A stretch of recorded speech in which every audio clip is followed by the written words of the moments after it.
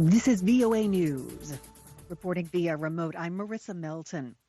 Rescuers in the United States searched through the tornado-splintered ruins of homes and businesses on Sunday, including a candle factory staffed with dozens of night shift employees when it was flattened Friday night, as the state of Kentucky's governor warned the death toll from the outbreak could top 100. Factory workers sheltered in what was supposed to be the safest part of the building, but it may not have mattered because Twister Friday night was so big, according to Governor Andy Beshear.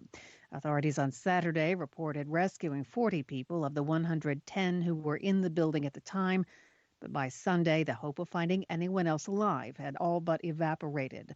A nursing home and an Amazon distribution center were also smashed in other states by the unusual mid-December swarm of tornadoes. The storm that carved the path of destruction in Kentucky touched down for more than 320 kilometers in the state.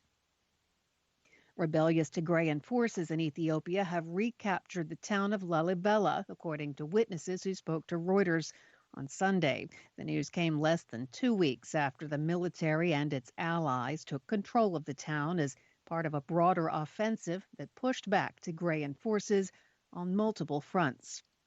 Lalibela is famed for its churches carved from rock. It has been designated a UN World Heritage Site.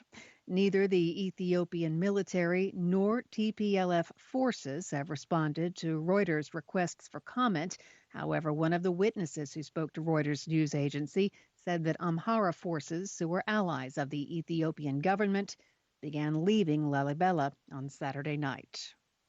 More at our website, voanews.com. This is VOA News. In the aftermath of disastrous floods last month that cut off Canada's main port, the Canadian government says it will convene a summit of industry figures and shippers to discuss strengthening supply chains in early 2022.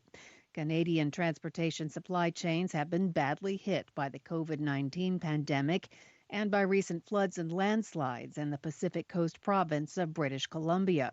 After the floods, the province declared a state of emergency and started rationing gasoline.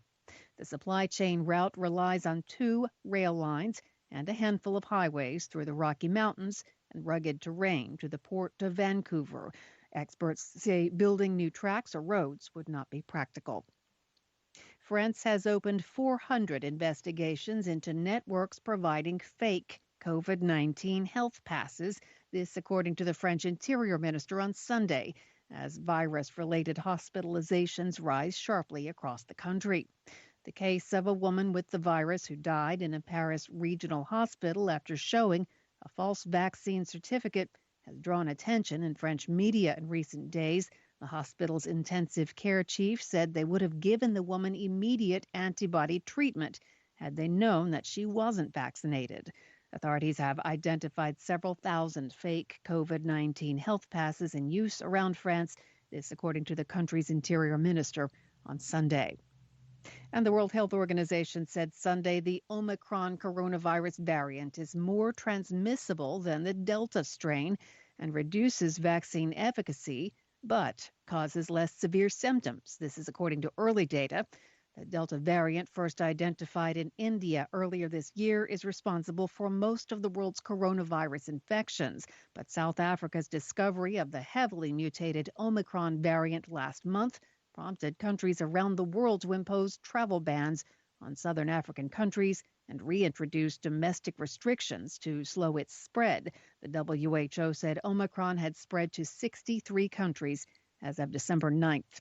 Faster transmission was noted in South Africa, where Delta is less prevalent, and in Britain, where Delta is the dominant strain.